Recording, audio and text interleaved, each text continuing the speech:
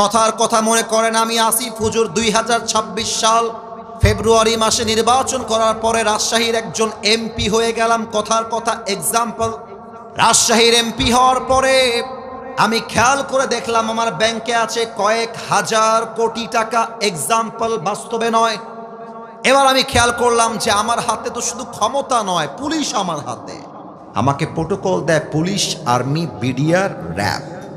আমার ঢাকার গুলশানে ফ্ল্যাট আছে, বসুন্ধরায় ফ্ল্যাট আছে, আমার নামে ঢাকা শহরে ফ্ল্যাট আছে, দুবাইয়ে আছে, কানাডায় আছে, অনেক অনেক ফ্ল্যাট আমার নামে আছে। এবার আমি টাকার আত্ম অহমিকায় ডুবে গিয়ে অন্ধ হয়ে বললাম, এই যমুনা টেলিভিশন কোথায়, আসেন। এটিএন নিউজ কোথায়, আমার সামনে আসেন। সাংবাদিকদেরকে নিয়ে সম্মেলন করলাম আর আমি ঘোষণা দিলাম, বাংলাদেশবাসী, আমার কাছে হাজার হাজার কোটি টাকা আছে। পুলিশ, আর্মি, বিডিআর সব আমাকে প্রোটোকল দেয়। আমি আমার ক্ষমতার বাহাদুরি দেখিয়ে মৃত্যু থেকে পালায়ে যাব। এবার আপনাদের পালা, টাকা দিয়ে, ক্ষমতা দিয়ে মৃত্যু থেকে পালিয়ে যাওয়া। Is it possible? একটু জোরে বলেন, ইজ ইট পসিবল? দলিল হচ্ছে আল্লাহর এই কোরআন, 28 নম্বর পারা, 13 নম্বর পৃষ্ঠা, সূরাতুল জুমার 8 নম্বর আয়াত। আল্লাহ তাআলা বলছেন, কুল ইন্নাল মাউতাল্লাযী তাফিরুনা মিনহু ফাইন্নাহু মুলাকীকুম। ও নবী, আপনি আপনার উম্মতদেরকে বলে দেন, তারা কি মৃত্যু থেকে পলায়ন করতে চায় নাকি? অসম্ভব, অসম্ভব। সূরাতুন নিসা 78 নম্বর আয়াত, আইনামা তাকুনু ইউদরিকুমুল মাউতু ওয়ালাউ কুনতুম ফি বুরুজিম মুশাইয়াদা। আল্লাহ বলছেন, কোন বান্দা যদি মাটি খোদাই করে, সুরঙ্গ করে মাটির নিচে পালিয়ে যায়, ডাজন্ট ম্যাটার ফর আল্লাহ সুবহানাহু ওয়া তাআলা। যেথায় তুমি থাকো না কেন, যেমন ভাবে তুমি থাকো না কেন, মৃত্যু দিয়ে, মালাকুল মউত দিয়ে তোমাকে পাকড়াও করবে একজন। বলেন সবাই, তিনি কে? এবার একটু সবাই আমার দিকে তাকান তো। মুরব্বী, আপনারাও একটু উত্তর দিবেন। আব্বাজান যারা এসেছেন, আপনাদের উত্তরও আমি চাই। এটাও আয়াতের জন্যই প্রশ্ন করছি, একটা আয়াত বলবো। এই আমাকে দেখে কি আপনাদের বুড়া মনে হচ্ছে? বুড়া? হ্যাঁ, যুবক বলেছেন আপনারা। আসলে কিন্তু আমি বুড়া না ভাই, আমি কিন্তু যুবক। কিন্তু একটা প্রশ্ন করছি, চিৎকার করবেন না, যে কোনো 2-1 জন বললেই এনাফ। আসিফ হুজুরকে দেখে আজকে সরাসরি আপনাদের আনুমানিক, চিৎকার করবেন না, আনুমানিক 1-2 জন বললেই হবে, আনুমানিক কত বয়স মনে হচ্ছে একটু বলবেন? 28-27 অলরেডি উত্তর পেয়েছি। ডানে একটা শুনি, কার কি মতামত আছে? 29। আপনাদের প্রত্যেকের উত্তর সঠিকের 45 বললে, 45 না রে ভাই, আমার বয়স 25 আপ 30-এর নিচে, আর বেশি ব্যাখ্যা দিব না। এবার আসেন আমি আসল কথায় যাই। এখানে আমার কোনো মুরব্বী আব্বাজান কি আছেন যার বয়স 60+, 60-এর উপরে? 60-এর উপরে মুরব্বী কে আছে একটু দেখি তো। এই যে একজন আব্বাজান পাওয়া গেছে, 60-এর প্লাস বয়স। আব্বাজান হাত নামা। আমার কলিজার টুকরা বাঘাবাসী, বলেন তো আমার কলিজার টুকরা প্রিয় ভাইয়েরা, মৃত্যু কি কখনো যুবক দেখে আসবে নাকি? আরো জোরে আসবে নাকি? মৃত্যু কি বৃদ্ধ দেখে আসবে নাকি? আল্লাহ তাআলা বলছেন, লিকুল্লি উম্মাতিন আজাল ইযা জাআ আজালুহুম ফালা ইস্তাখিরুনা সাআতাও ওয়ালা ইস্তাকদিমুন। আল্লাহ রাব্বুল আলামিন প্রত্যেকটা বান্দার জন্য হায়াতকে লিখিত করে দিয়েছেন। অমুকে 25 বছর বাঁচবে, অমুকে 30 বছর বাঁচবে। যার হায়াত যখন শেষ হয়ে যাবে, মালাকুল মউত দিয়ে তাকে পাকড়াও করবে একজন। বলেন সবাই, তিনি কে? এবার সবাই 2 চোখ 5 সেকেন্ডের জন্য বন্ধ করবেন। এখনই করতে হবে না, আমি আগে বলে দেই চোখটা বন্ধ আপনারা কেন করবেন। এই 5টা সেকেন্ড যুবক মুরব্বীর চোখ বন্ধ করে জাস্ট ভাববেন, মনে মনে ভাববেন যে আপনি এখন 3.5 হাত মাটির কবরে শুয়ে আছেন। 5 সেকেন্ডের জন্য এটা ভাববেন। 1 নাম্বার, ভাববেন আপনি মাটির নিচে দাফন করা আছে আপনাকে, আপনি লাশ হয়ে শুয়ে আছেন। 1 নাম্বার কথা। 2 নাম্বার, ভাববেন আপনি বসে আছেন, আপনার সামনে মালাকুল মউত চলে এসেছে। 5 সেকেন্ডের জন্য এইটা ভাববেন। আমি আমার চোখ বন্ধ করলাম। বাঘাবাসী আশা রাখবো, স্টেজ থেকে শুরু করে ডানে বামে সামনে সবার চোখ বন্ধ হয়ে যাবে। আমি কাউকে দেখতে পাচ্ছি না, কিন্তু চোখ বন্ধ। আমি 1 থেকে 5 গুনছি। 1, 2, 3, 4, সবাই চোখ খোলেন, আমার চোখে চোখ রাখেন। বাঘার এই মাহফিলে যে যেখানে যেমনভাবে বসে আছেন, যেমনভাবে দাঁড়িয়ে আছেন, নিজেকে নিজে প্রশ্ন করেন, আমি কি আমার পুরো জীবনে এমন কোনো আমল কি আমি কখনো করেছি যে আমি যদি এখনই এই মুহূর্তে মারা যাই, আমার জন্য কি কবরে জান্নাতের ফায়সালা হয়ে যাবে? নিজেকে প্রশ্ন করেন, নিজেকে। আচ্ছা, যদি মন বলে যে হ্যাঁ, এই যুবক ভাইয়ের আব্বা যান, মন যদি বলে হ্যাঁ, আমি তো অনেক অনেক এমন আমল করেছি যে এখনই মারা গেলে এখনই আমার কবরটা জান্নাতের বাগান হয়ে যাবে, তাহলে আজকে আসিফ হুজুরের ওয়াজটা আপনার জন্য নয়। কিন্তু যদি আপনার মন বলে না, আমি তো এমন কোনো আমল করি নাই যে আমলের দ্বারা এখন মারা গেলে এখনই আমার কবরটা জান্নাতের বাগান হয়ে যাবে, তবে আমি বলতে চাই আপনাদের এই মাহফিলে এখন এমন অনেক যুবক মুরব্বী বসে থাকতে পারে, আমি যদি স্টেজ থেকে নেমে গিয়ে পকেটটা চেক করি, রাগ করবেন না, আমি যা বলছি বাস্তব বলছি, অনেকের পকেট থেকে এখন এই মাহফিলে রাত বাজে 11:30 পকেট চেক করলে বিড়ির প্যাকেট অনেকের পকেট থেকে বের হবে, এখনই বের হবে। আমি আঘাত দেওয়ার জন্য না, আমি আঘাত দেওয়ার জন্য বলি নাই, না হাসবেন না, আমি আঘাত দেওয়ার জন্য একদম বলি নাই। অনেক যুবকের মোবাইল ফোনটা যদি আমি এখন চেক করি, এমনি গ্যালারিতে ঢুকে যাই, লকটা খুলে দেখা যাবে অনেক যুবকের গ্যালারি ভর্তি উলঙ্গ মেয়ের নাচ গান দিয়ে ভরা আছে। আমি যদি সত্য কথা বলতে চাই, আমি বলতে চাই এমনভাবে, এখানে অনেক যুবক এমনও বসে আছে যেই যুবকটা আজকে রবিবারে ফজর থেকে নিয়ে এশা পর্যন্ত এক ওয়াক্ত নামাজ পড়ে নাই, এক ওয়াক্ত পড়ে নাই। আমার দিকে তাকান, আপনাদের মৃত্যু কেমন হবে? আমি এখন মৃত্যুকে দুইটা ভাগ করতে চাই। আচ্ছা, একটা প্রশ্ন করে ফেলতে চাই, ওয়াজের মাঝখানে বলেই ফেলি, আপনারা আমার আপন মানুষ, আমার কথা বুঝতে কোনো সমস্যা হচ্ছে না তো ভাই আমার? তাহলে আমার দিকে উত্তর দেন, বলেন সবাই, মৃত্যু কয় প্রকার? না এদিকে আওয়াজ, বামে কোনো আওয়াজ পাইনি, জোরে বলতে হবে, মৃত্যু কয় প্রকার? 1 নাম্বার হলো নামাজি বান্দার মরণ, 2 নাম্বার হলো বেনামাজি বান্দার মরণ। দুইজনের মরণ কেমন হবে আজকে যদি আপনি মন দিয়ে শুনতে পারেন, আপনার দেহের চামড়ার প্রত্যেকটা লোম দাঁড়িয়ে যাবে। নামাজি বান্দার সামনে যখন মালাকুল মওত আসবে, আমার চোখে সবাই চোখ রাখবেন, কেউ যেন তার চোখ ডান বাম না করে আমার দিকে সম্পূর্ণ তাকায় থাকবেন। মালাকুল মওতের দেহের পোশাক হবে সাদা ধবধবে জুব্বা,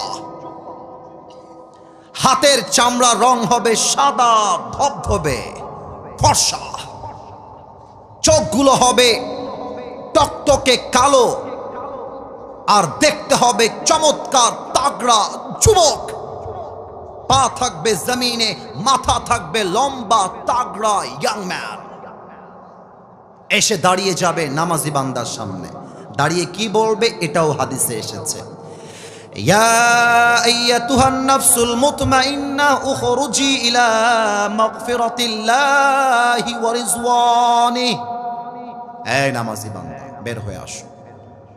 এই ফিল করেন যে নামাজি বান্দা আপনি, মালাকুল মওত আপনাকে বলছে, এই নামাজি বান্দা বের হও। নামাজি বান্দা বলবে, ইলাল খুরুজ, जाना है तो कहाँ जाना है, मेरा आखिरी ठिकाना कहाँ पर है मुझे बताओ। अरे जाबो कोथाय? সুবহানাল্লাহ, যেন কেউ আসতে না বলে আমি হাদিসের আগে তর্জমা করে দেই। মালাকুল মওত বলবে, ইলা মাগফিরাতিল্লাহি ওয়া রিজওয়ানি, আসো আসো, আল্লাহর জান্নাত তোমার অপেক্ষায় বসে আছে। সুবহানাল্লাহ কইতে পারলেন না মিয়া? এবার আমার দিকে একবার তাকান, আমি জানি এইটা টিস্যু, আপনারাও সবাই জানেন, কিন্তু একটু উত্তর দেন, বুঝে উত্তর দিবেন। এটা কি গোল নাকি চারকোনা? ওরা খুব সাহস রাখে, আরেকবার, গোল না চারকোনা? চারকোনা, রাইট আনসার। এবার বাম হাত কেউ দেখবেন না, আমার একটু সরি, আমি অভিনয়টা করছি কেন জানেন? যেন আপনারা হাদিসগুলো জাস্ট বাক্যে নয় প্র্যাকটিক্যালি বুঝে যান। আমার ডান হাতের দিকে তাকান, এই টিস্যু কি দেখা যায়? একটু জোরে বললে ভালো হতো, টিস্যু কি দেখা যায়? নামাজি বান্দার রুহুকে কবজ করবার জন্য আগে হাদিসটা বলে দেই, কাফাম মিন আকফানিল জান্নাহ ওয়া হানুত মিন হানুতিল জান্নাহ। নামাজি বান্দার রূহকে কবজ করে জান্নাত পর্যন্ত নেওয়ার জন্য আল্লাহ তাআলা জান্নাত থেকে একটা লাল রেশমি রুমালের চাদর দুনিয়াতেই পাঠিয়ে দিবে। সুবহানাল্লাহ। এই হচ্ছে নামাজি বান্দার মরণ। এবার যে হাদিসগুলো বলবো, মায়েরা যারা এসেছেন, আমার কলিজার টুকরা বোনেরা, কানটা খাড়া করবেন। বেনামাজির সামনে যখন মালাকুল মউত দাঁড়িয়ে যাবে, তার চোখটা হবে লাল টকটকে, দেহের চামড়ার রং হবে নীলাভ বর্ণের চামড়া, পা থাকবে জমিনে, মাথা থাকবে আকাশ বরাবর বিশাল লম্বা, আর দেহের পোশাক হবে কালো কুৎসিত পোশাক। আমার চোখের দিকে তাকান সবাই, এরকম বড় বড় চোখ করে বেনামাজির দিকে তাকায় থাকবে। বেনামাজি মালাকুল মউতকে দেখার সাথে সাথে থরথর থরথর করে কাঁপবে, থরথর করে। বেনামাজিকে একটা ধমক দিয়ে মালাকুল মউত বলবে, ইয়া আইয়াতুহান নাফসুল খাবিসা উখরুজি ইলা গাদাবিল্লাহ। এই বেনামাজি, বের হয়ে আয়, আল্লাহর জাহান্নামের আগুন তোর জন্য দাও দাও করে জ্বলছে, বের হয়ে আয়। একটা ধমক খেয়ে বেনামাজির চোখটা বের হয়ে যাবে, জিহ্বার ডান দিক থেকে সাদা সাদা ফেনা বের হওয়া শুরু হয়ে যাবে, থর থর থর থর করে কাঁপবে। আবার ধমক দিবে, বের হয়ে আয়, রুহুটা ছিঁড়ে বের হবে। হাদিসে আসছে, একবার ডান দিকে দৌড় দিবে, একবার বাম দিকে দৌড় দিবে, আর একবার পেছনের দিকে দৌড়ে পালিয়ে যেতে চাইবে। এবার look at my left hand, বাম হাত দেখেন। মালাকুল মউত তার রুহুটাকে কবজ করবার জন্য he will take his left hand just like step back. মালাকুল মউত তার হাতটা পেছনে নিবে, পেছন থেকে বেনামাজির রুহের দিকে একটা থাবা মারবে।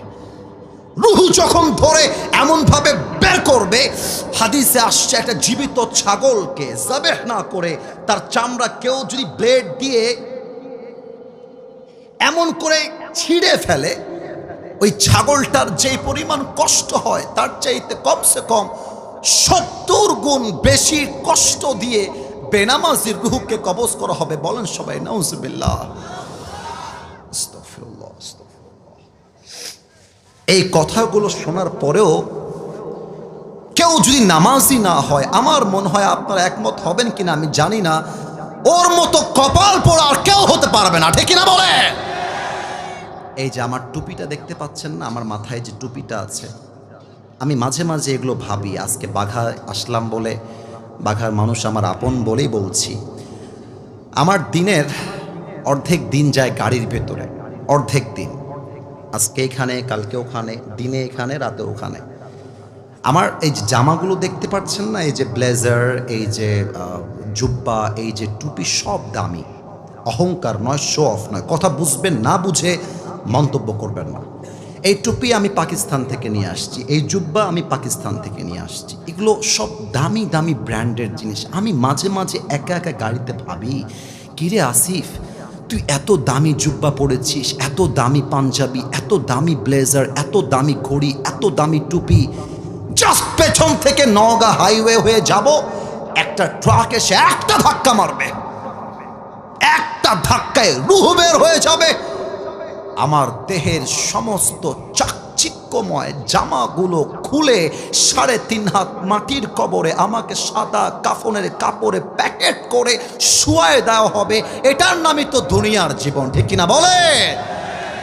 রূপেরই গৌরবে সাজিয়াছ সাজ, সোনা দানা কত কি আর রাজকী পোশাক, যেদিন প্রাণ চলে যাবে সবই পড়ে রবে, প্রাণ চলে যাবে সবই পড়ে রবে, গায়ে দেবে মার কিনো থন রে মন আমার, কেন বাঁধো দালান ঘর। একটু গান তো আমার সাথে মৃত্যুকে স্মরণ করে, একদিন মাটির ভেতরে রে মন আমার, কেন বাঁধো দালান ঘর, ঠিক কিনা বলেন? দেহ তোমার চরম চর গলে পচে যাবে, শিরার উপর শিরাগুলি ছিন্ন ভিন্ন হবে, মন্ডু মিরু দণ্ড সবই হবে খণ্ড খণ্ড, মন্ডু মিরু দণ্ড সবই হবে খণ্ড খণ্ড, পড়ে রবে মাটির উপরে মন আমার। গান আমার সাথে, কেন বাঁধো একদিন মাটির ভেতরে হবে ঘর, কেন বাঁধো দালান ঘর, ঠিক কিনা বলে? আপনার রুহটা বের হওয়ার সাথে সাথে বাঘার এই জামে মসজিদে এলান হয়ে যাবে, অমুকের মা, অমুকের দাদা, অমুকের নানা, অমুকের নানি দুনিয়ার মাটি তার নাই। ফেসবুকে স্ট্যাটাস শুরু হয়ে যাবে, পোস্ট শুরু হয়ে যাবে, আমার ভাই নাই, আমার বউ নাই, আমার বাবা আর নেই, আমার মা আর নেই। সঙ্গে সঙ্গে আপনার জানাজার নামাজের টাইমটা এলান হয়ে যাবে। আপনি যখন মারা যাবেন সঙ্গে সঙ্গে আপনার দুই কাঁধে যেই ফেরেশতা ছিল সেই ফেরেশতার সব লেখনী শেষ হয়ে যাবে, আমল নামা লিখিত হয়ে যাবে। সঙ্গে সঙ্গে ওই ফেরেশতাদেরকে আপনার কাঁধ থেকে তুলে নিবে একজন, তিনি কে? আরো জোরে বলেন সবাই, তিনি কে? দুই কাঁধে ছিল যে তোমার দুইজনা পাহারা, তোমার একেরা থুয়া পালাইছে তাহারা, তোমার আট কুঠুরি নয় দরজা বন্ধ এবার হলো রে হলো মুখী, বলো আল্লাহ রসুল সবে বলো, একটু বলেন না, বলো আল্লাহ রসুল সবে বলো, দোয়ারে আইসাছে পালকি নায়রি গাও তোলো রে তোলো মুখী, বলো আল্লাহ রসুল সবে বলো, বলে আল্লাহ রসুল সবে বলো, ঠিক কিনা বলেন? এবার যখন রূহটা কবজ হয়ে যাবে, জানাজার নামাজ হয়ে যাবে, আমি একটা প্রশ্ন করব, হয়তোবা আমাকে 90% মানুষ ভুল উত্তর দিবে, এই জন্য আমি বারবার বলছি একটু ঠান্ডা মাথায় উত্তর দিবেন। এখানে আমার অনেক আহলে হাদিসের ভাইরা আছেন, তারা আমার চাইতে অনেক বেশি জ্ঞান রাখে, একটু বুঝে উত্তর দিবেন। বলেন তো সবাই, কবরে রাখার পরে মাইয়াতকে মোট প্রশ্ন করা হবে কয়টা? 4টা। এই তো বলেছিলাম না ধরে ফেলবে, ধরে ফেলেছে। 3টা প্রশ্ন নয়, মূলত মোট প্রশ্ন হবে 4টা। দেখা যাক আমার বাঘাবাসী উত্তর আবার করতে পারে কিনা। মোট প্রশ্ন 3টা না 4টা? এই বাঘার ভাইয়েরা, বলেছিলাম আপনারা সিংহ পুরুষ, সিংহ পুরুষের সাউন্ড এমন হয় না। আর একবার, 3টা না 4টা? মনে করেন আপনাকে কবরে প্রশ্ন করা হচ্ছে, আপনি উত্তর দিচ্ছেন, বলেন তো মার রব্বুক, আমাদের রবকে? যুবক ভাইয়েরা, আর একবার আল্লাহকে ডাক দাও, আমাদের রবকে? আল্লাহ আমার রব, বলেন না, আল্লাহ আমার রব। দমে দমে তুনু মনে তারি অনুভব, তোমার দুনিয়াতে আমি যেদিকে তাকাই, অথই নেয়ামতে ডুবে আছি সবাই, পাখ পাখালির কণ্ঠে শুনি তাসবিহ কল রব, তাসবিহ কল রব, আল্লাহ আমার রব, এই রবই আমার সব। রবকে? এবার একটু আমার দিকে তাকান তো, এই যে এইটা আমার মুখে সাউন্ডটা একটু কম যাচ্ছে আমি জানি, এটা কি বলেন তো? এরা ধরে ফেলেছে, আপনারা ধরতে একটু প্রবলেম ফেস করেছেন মাইকের জন্য। আর একবার সবাইকে বলবো, এটার সাথে কবরের প্রশ্নের সম্পর্ক আছে, ডেফিনেটলি আছে। আমার মুখে এইটা কালো কালো কি? আপনারা বলেন তো সবাই মিলে, দাড়িতে আমাকে খ্যাত লাগতেছে আব্বাজান, যুবক ভাইরা আনস্মার্ট লাগতেছে? আরে আমার তো মনে হয় দাড়িওয়ালার মতো স্মার্ট পৃথিবীতে হ্যান্ডসাম আর কেউ হতে পারে না। অনেক মেয়ে দাড়িওয়ালা দেখলে চুলকানি শুরু হয়েছে। আমি বুঝি না যে মেয়েদের দিনদার পছন্দ হয় না, বেশিরভাগ মেয়েদের গাঞ্জাখোর ছেলে বেশি পছন্দ হয়। আমি কি বলি জানো, আমি জানি তোমরা আমার সঙ্গে ঠিক বলবা, তবু আমার বিশ্বাস আজকে তোমরা ঠিকটা অন্য জেলার চাইতে বেশি বলবা। আমার মনে হয় যে আমি আমার নবীর সুন্নাহ অনুযায়ী দাড়ি রাখবো, চাপ দাড়ি। যদি কোনো মেয়ে বলে যে আপনাকে দাড়ির জন্য না বিয়ে করতে পারবো না, আপনি বলবেন যে তোমার মতো মেয়ের জন্য আমার মতো দাড়িওয়ালা বীর পুরুষ পারফেক্ট হবে না, তোমার মতো মেয়ের জন্য বিটিএস এর হিজড়া ছাড়া সেকেন্ড কোনো অপশন আমাদের কাছে না। আরে যেই বেডি আমার দাড়ির জন্য বিয়ে করতে চায় না, সে তো আমার বাড়ির বউ হওয়ার যোগ্যতাই রাখে না। এবার বলেন তো, আমার নবীর মুখে লম্বা লম্বা চাপ দাড়ি ছিল কি ছিল না? আমার নবীর মতো সুন্দর এই তল্লাটে আর কেউ কি হতে পারে? চাঁদের চেয়ে সুন্দর তুমি নবী আমার কামলিওয়ালা, দো জাহানের বাদশা তুমি প্যারা নবী সাল্লে আলা, দো জাহানের বাদশা তুমি প্যারা নবী সাল্লে আলা, চাঁদের চেয়ে সুন্দর তুমি নবী আমার কামলিওয়ালা। সুবহানাল্লাহ কইতে পারলেন না আপনারা? এবার 3 নাম্বার প্রশ্ন, বাঘের বাচ্চার মতো আত্মগৌরব নিয়ে অহংকার নিয়ে বলবেন বাঘার মুসলমান, আমাদের ধর্মের নাম কি? আরো জোরে, আমাদের ধর্মের নাম কি? আমার ডান পাশে আমার প্রিয় ভাই বিএনপির নেতা বসে আছে, বাম পাশে আমার বিএনপির ভাই বসে আছে, মিডিয়া রেকর্ড হচ্ছে। একটা কথা আজকে বলছি, মিডিয়ার ভাইয়েরা এটা আপলোড দিয়ে দিবা, আমার বিএনপির ভাইয়েরা ইসলামের বিপক্ষে নয়, আমার জামাত ইসলামের ভাইয়েরা ইসলামের বিপক্ষে নয়। আমার কথা, বিএনপি যদি মুসলমান হয়, জামাত ইসলাম যদি মুসলমান হয়, আহলে হাদিস যদি মুসলমান হয়, যদি আমরা সকলেই সাধারণ জনগণ মুসলমান ঘরের বাচ্চা হই, তাহলে আমাদের দাবি দল মত নির্বিশেষে আগামীর পার্লামেন্ট চলবে আল্লাহর কোরআন দিয়ে। এই ক্ষেত্রে কোনো দল মত মানি না। আমার কথা আমি জানি, এই কথা অনেকের গায়ে লাগবে, কারণ মৃত্যু কবরের ওয়াজ শুনতে অনেকের পছন্দ হয়। বাট যখন আমরা বলি জমিন যার আইন চলবে তার, জমিনটা আল্লাহর, আইন চলবে আল্লাহর, অনেক মুসলমান নামের বেঈমানের গায়ের মধ্যে জ্বালা পড়া শুরু হয়ে যায়। আমাদের কথা একটা, আগামীর বাংলাদেশে আমরা কোনো ব্রিটিশ আইন দেখতে চাই না, গণতান্ত্রিক আইন দেখতে চাই না। আগামীর বাংলাদেশে প্রত্যেকটা সংসদে সংবিধান পাশ হবে আল্লাহর এই কোরআন থেকে। হাত তুলে বলো সবাই, ঠিক কিনা?